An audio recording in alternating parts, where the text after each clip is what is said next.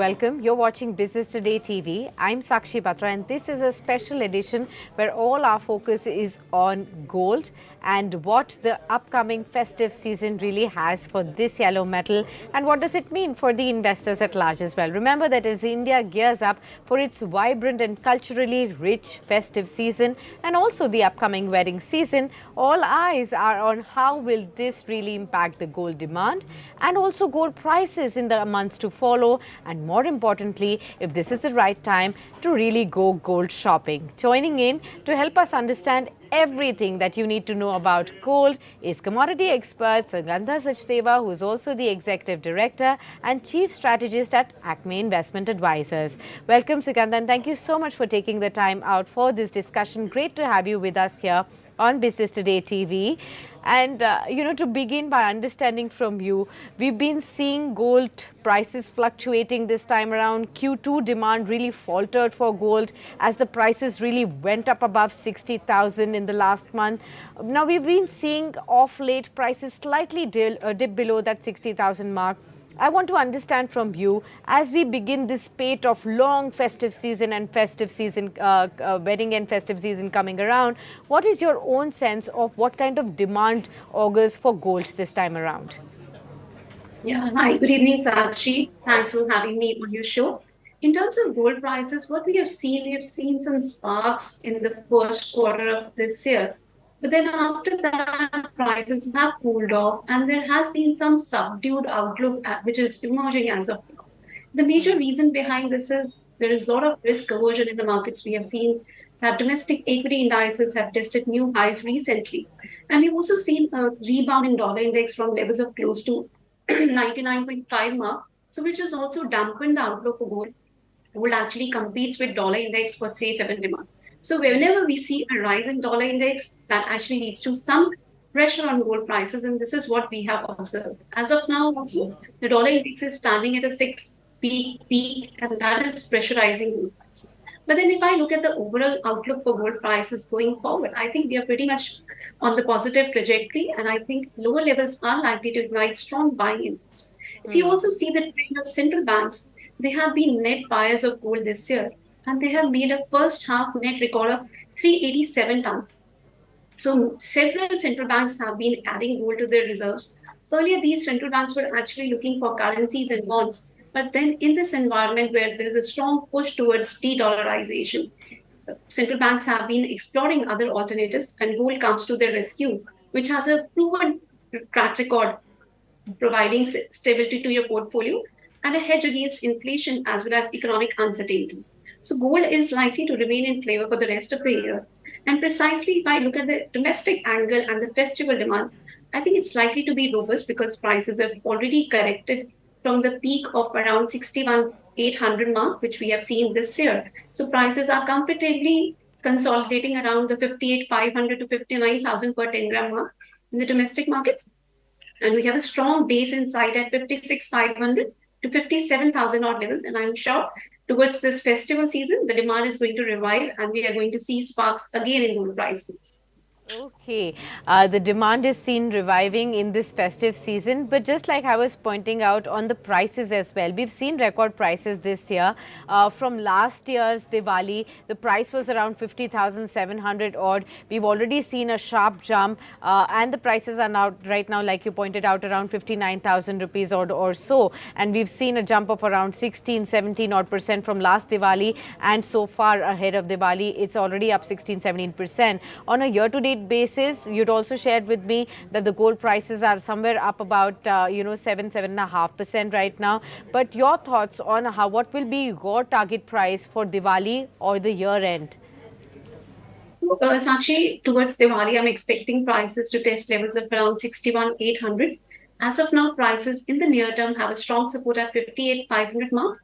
And if I look at the international markets, 1880 per ounce is acting as a very strong support area. So as long as these levels hold, I think buy on dip would be the right strategy. And by Diwali, we can expect levels of around 61,800. And towards the end of this year, I'm also expecting prices to test levels of around 65,000. So the major reason that will drive gold prices is obviously the demand from India that will be very supportive. But besides this, also have this Fed pivot narrative which is working in the market, and there are a lot of hopes in the market that Fed is almost done with its rate hike cycle. This is going to be a negative trigger for dollar index, and that will be very supportive for gold prices. So I think going forward, we have a pretty positive outlook for gold, majorly because of de-dollarization push, and also the Fed is almost done with its rate hike cycle. Even though there has been U.S. economic resilience, if you look at the U.S. economic indicators, and labor market has also been holding up well, but then it is showing some signs of a cool off, and Fed is likely to deter from further rate hikes. In fact, there are 93% chances that Fed is not likely to hike interest rates at their September meeting. And even if there is a rate hike, there could be just one more rate hike. And as inflation has been cooling off in the US, which is currently at 3.2% and has come down from levels of around 9.1% in June of last year. So inflation has been steadily coming down. So Fed would certainly assess the impact of these interest rate hike on the economy and would deter from further rate hike. This is our view, and that will be very positive for gold prices. Okay, so you've also shared with us that the prices may firm up going forward from here. Your year-end targets are somewhere around 65,000 as well, and long-term targets could also inch further from here too, which means that we can still look for a 6,000 rupees surge per 10 gram on gold going forward from here. But then, would you really advise investors to buy gold right now since it's below the 60,000 mark? Is this an attractive price point? Yes, Sakshi, it is certainly an attractive price point. Every time is a good time to buy gold. There can be some correction. I would not deny that. Prices can slip towards 58,800 to 58,700 odd levels. But then with prices currently standing around 59,000 to 40 odd levels, this is also a good time to buy. One can certainly look at gold in a staggered manner, not buy in one tranches. In fact, you can certainly look at staggered manner and in phased manner. So it certainly impacts your return. So if you want to have attractive returns in your portfolio, you certainly need to see what prices are hovering. And in case you buy at lower levels, your returns are going to be further enhanced. So I think 58,700 to 59,200 is a good accumulation zone for gold. And by Diwali, 61,800 can be seen. Once there is a breakout above that level, 65,000 and 68,000 levels are somewhat we are eyeing from a next year perspective. Okay, so let's consider two scenarios now, Sugandha. One is for all those investors who may be wanting to just take the benefit till the year end prices, where you have expected that the prices may be on an uptrend. So if somebody buys at the current levels, if somebody purely wants to invest to get some returns during these 3, 4, 5 months that are left in this year, what form of gold should they be going for? And for those investors who may be looking at gold as a long term asset, creation of their asset for a long term, what form of gold should they go for right now? See, physical gold has always attracted investors, especially because of this appeal that you get in physical gold and also the touch and feel which you get in physical gold. So one can certainly look at physical gold, but then there are better alternatives to that. So if somebody is looking at liquidity, so gold ETFs are the best option. You can easily buy on the exchange platform and you can easily liquidate them as and when you see price appreciation towards the end of this year. Sure. However, if you have a slightly longer term horizon, then gold bonds are the best instrument. You also get the benefit of 2.5% interest per annum, which is credited to your account semi-annually. And you also spared from the capital gains tax if you hold gold till maturity.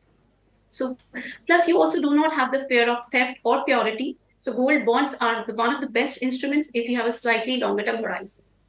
Okay, so two forms of gold alternate to the physical gold. In case you are a short term investor looking at gains you need to reap in over the next 3, 4, 5 years during the festive season, go for gold ETFs, easier to liquidate, easy to invest in. And otherwise, if you have a long term horizon, then sovereign gold bonds, where it has a lock in period as well. But in case you have a long term vision, it also gives you an additional interest, and which is why Sugandha is preferred that as a long term investment bet of gold. But if I have to ask you for physical gold this time around during the festive season and the long wedding season that we are looking at, where do you see demand really pouring in? Is it going to be the traditional gold jewelry, or is it going to be more gold bars and coins this time around? Should even one look at maybe silver as an option this time around? So I think silver is also likely to remain in flavor. We have already seen silver has outperformed gold in recent times, all because we have seen a lot of environment of risk aversion in the current economic landscape. Besides this, silver also has industrial usages which are expected to pick up significantly going forward. And silver market is in a deficit as of now, and this deficit is likely to increase going forward. The demand for silver from solar panels and in electronics and in 5G technologies is likely to surge significantly, so that will keep silver in demand. So in case of silver prices, we have a strong floor in place at $21 per ounce. And if I talk about domestic market, 68,000 mark is acting as a very strong support area. So any dips in silver towards 71,000 to 72,000 is a good accumulation zone. And on the higher side, our first targets are 78,000 per kg. Once there is a breach of that level, we are looking at levels of around 85,000 to 88,000 from a slightly longer term perspective.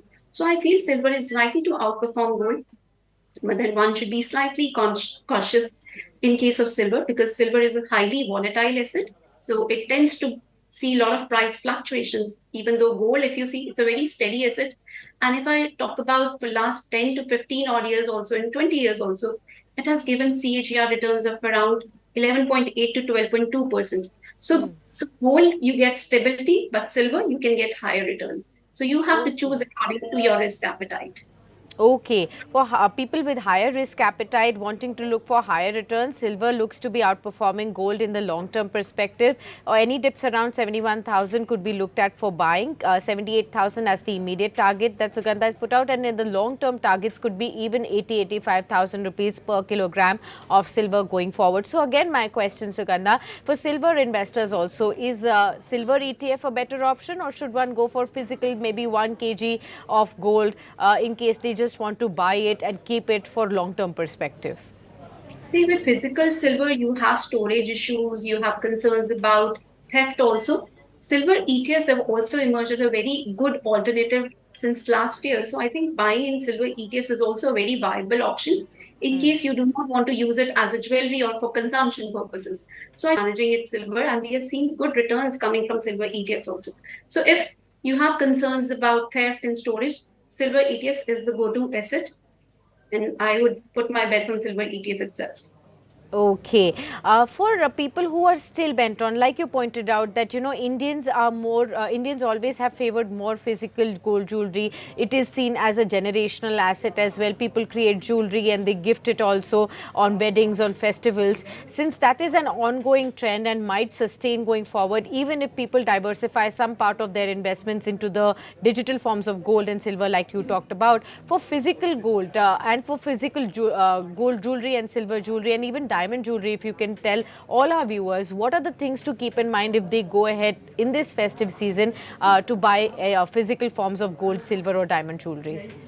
I think if consumption is the perspective, I think the demand is pretty inelastic in India. Normally, investors tend to, in fact, retailers, consumers tend to wait for some price consolidation. But then overall, if you have a wedding in your family or if the festive season is arriving and you want to gift gold or silver jewelry, normally investors tend to buy that. So, but then if you have an investment perspective, I think we have two sorts of demand.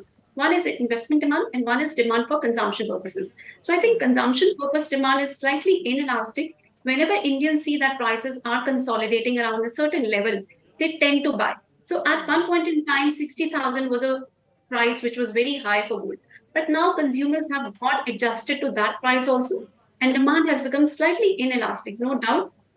As of now, just because of risk aversion in the market, we are not seeing significant demand for gold. But then as we approach the festive season, I think this demand is likely to pick up. If you also compare last year's demand, we had seen levels of close to 770 tons. So this year also we are expecting demand, annual gold demand in India to be to the tune of around 650 to 700 tons, just because prices have risen significantly. So we have seen some reduction in demand, but then I think overall demand is likely to average around 680 to 700 tons itself. Okay, 680 to 700 tons of annual gold consumption is what you can really see, and the demand for that may be steady, slightly lower than the last year because of the higher prices. But the prices for gold and for silver look firming up going forward from here. For both of these commodities, Sugandha has predicted higher prices towards the year end. So these current prices, or the dips from the current prices, if you see, they may make for a good entry opportunity for both gold and silver. However, remember that digital forms of gold ETF and silver ETF are the more preferred bets of Sugandha, and for the long-term perspective, sovereign gold bonds is what she has picked right here. Many thanks, Sugandha, for being with us on this show and discussing so many wonderful insights with all our viewers. Pleasure is always ours to have you on Business Today TV to get all the insights about gold, silver, and many more commodities. All right, and with that, we wrap up this special edition. What you can also get ready is for our special series, that's Market Masters, where market gurus reveal their investment strategies for a winning portfolio. So join us on the coming Monday, that's 11th of September, with Atul Suri, CEO, Marathon Trends, PMS, to get his market insights and in-depth market analysis. You can also send in your queries to us on the number flashing on your screens, that's 730-308-0488, and these questions will be taken live.